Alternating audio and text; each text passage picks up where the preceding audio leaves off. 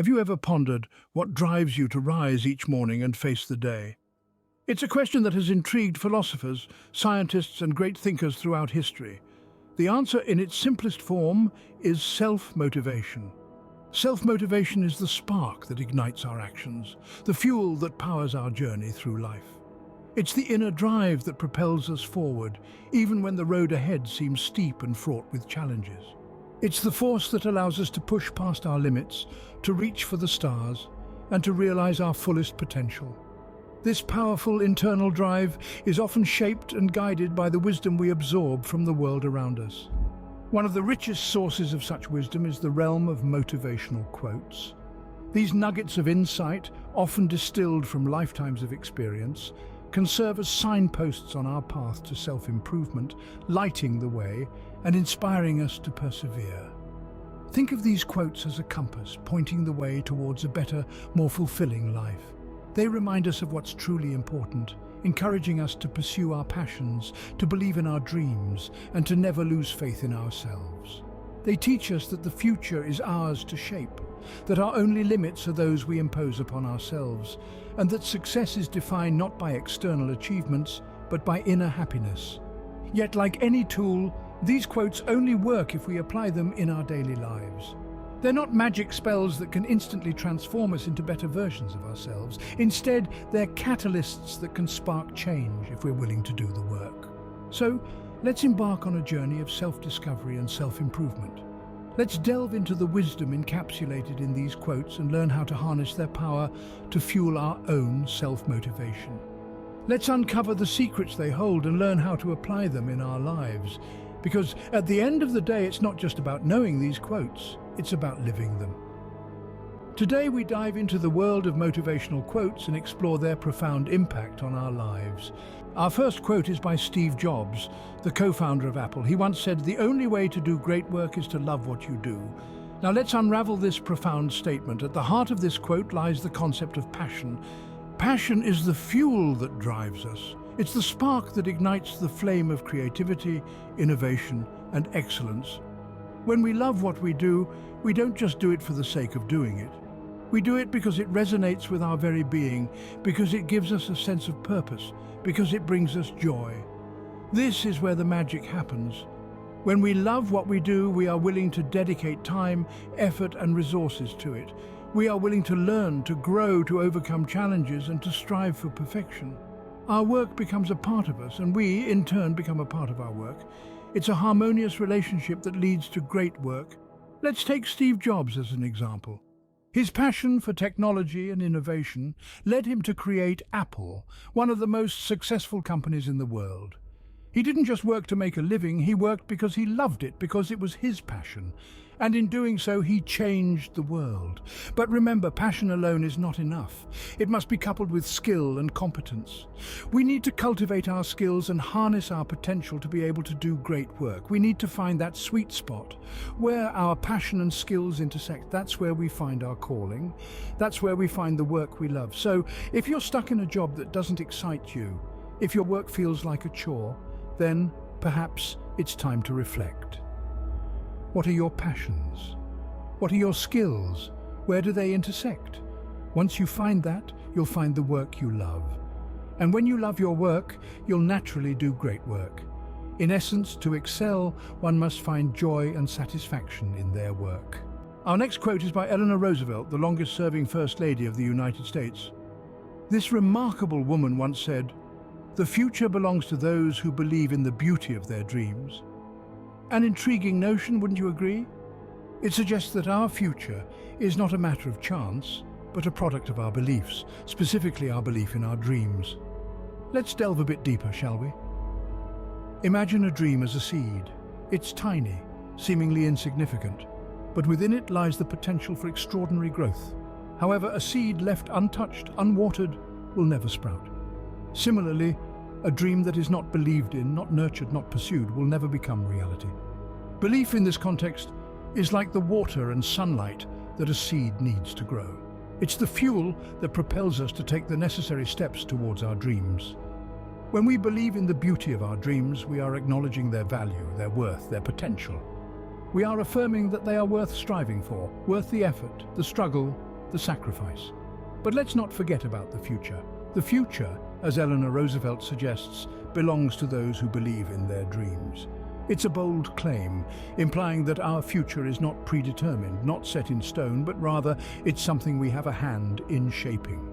And the tool we use to shape it? Our dreams, fueled by our belief in them. In essence, our dreams and our belief in them are powerful forces that can influence our future. The dreams we hold, the dreams we believe in, they have the power to lead us down paths we never thought possible, to open doors we never knew existed, to help us become the person we've always wanted to be. So, let's take a leaf out of Eleanor Roosevelt's book. Let's believe in the beauty of our dreams, because in doing so, we are shaping our future. We are claiming it as our own. We are owning it.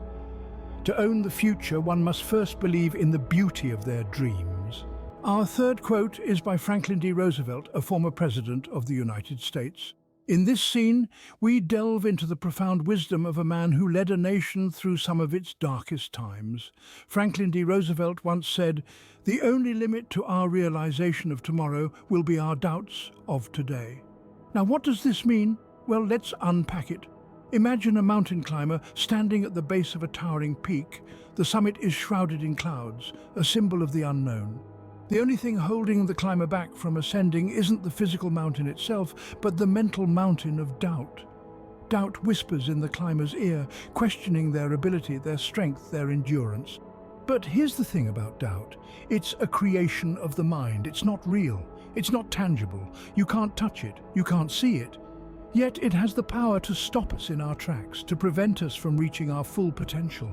We create these mental barriers, these walls of doubt, and we live within the confines of these walls, limiting ourselves, limiting our tomorrow. Now imagine what happens when we start to question our doubts, when we challenge them. Suddenly, the walls start to crumble.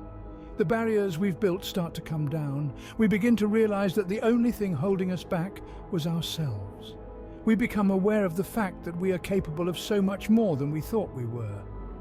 We see that our tomorrow isn't limited by anything other than our own self-doubt. This is the power of Roosevelt's words.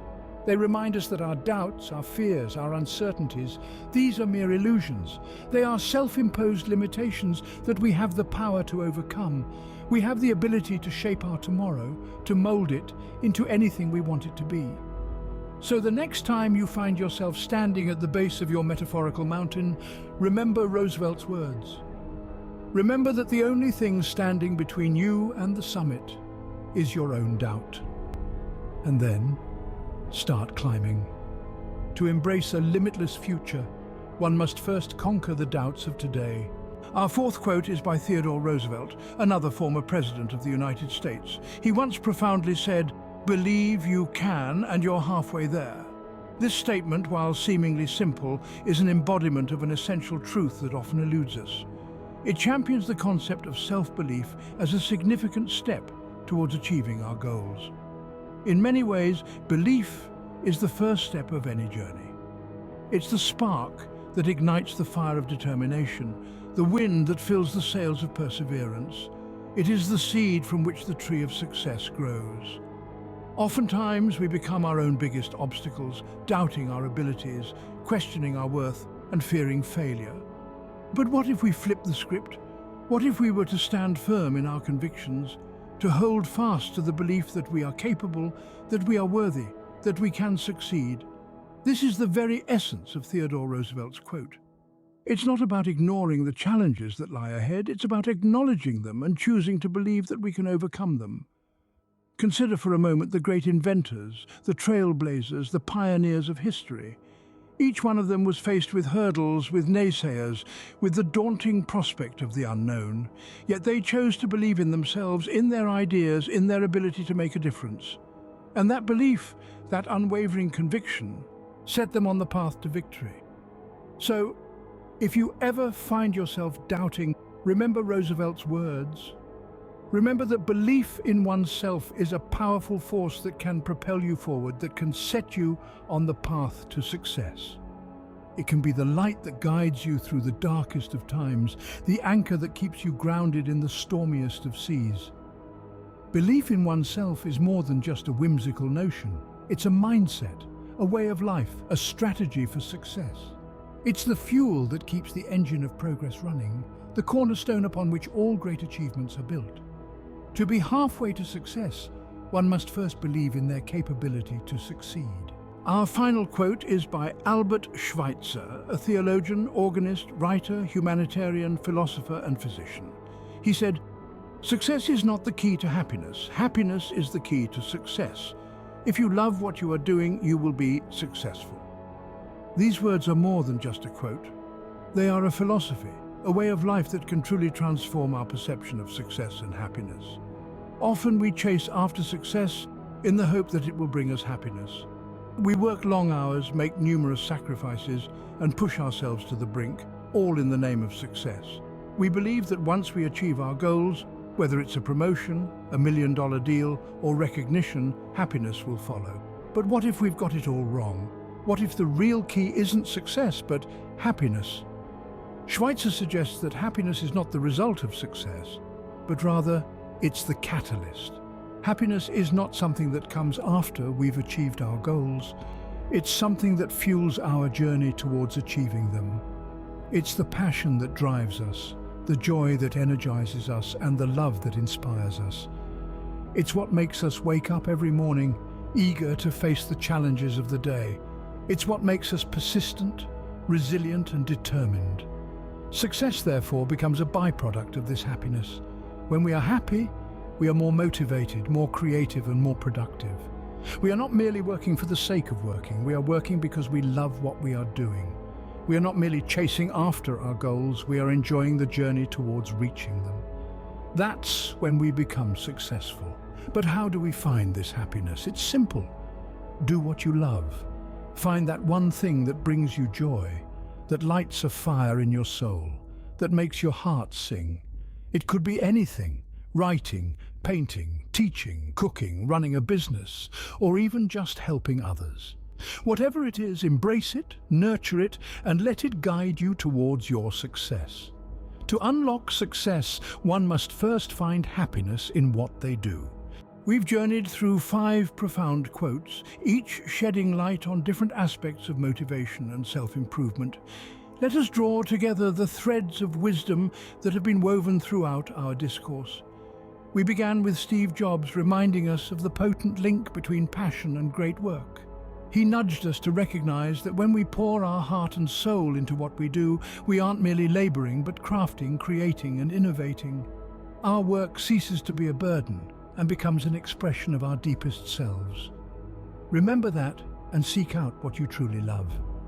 From there, we ventured into the realm of dreams with Eleanor Roosevelt. She encouraged us to believe in the beauty of our dreams, for the future belongs to the dreamers, the visionaries, the believers. Our dreams are not just idle fantasies, but blueprints of what we can achieve. They are the compass that guides us towards our destination. Hold on to them and let them illuminate your path. Next, we grappled with self-doubt under the guidance of Franklin D. Roosevelt. He taught us that the only limits on tomorrow are the doubts we harbor today. Doubt is a formidable foe, but it's not insurmountable. Confront it, challenge it, and allow yourself to step into the infinite possibilities of tomorrow. You are capable of far more than you imagine. We then heard from Theodore Roosevelt, who asserted that believing in ourselves is half the battle won. Self-belief is a powerful force, one that can propel us from the realm of dreams into reality. It is the fuel that drives us to strive, to overcome, to achieve. Nurture that belief, let it grow, and watch as it transforms your world. Finally, we turn to Albert Schweitzer, who turned our understanding of success on its head. He reminded us that happiness is not the outcome of success, but its precursor. When we find joy in what we do, success naturally follows. It's not the external rewards that define success, but the internal satisfaction we derive from our efforts. Strive for that happiness, and success will come knocking at your door. Each of these quotes, in its own way, emphasizes the importance of self-motivation, passion, belief in our dreams, overcoming self-doubt, and finding happiness in what we do. They're not just words, but guideposts on our journey towards self-improvement and success. As we reach the end of our journey, let's take a moment to reflect on these insights. Let them resonate within us, inspire us and spur us to action. Remember, motivation comes from within. Nurture it and let it guide you towards your success.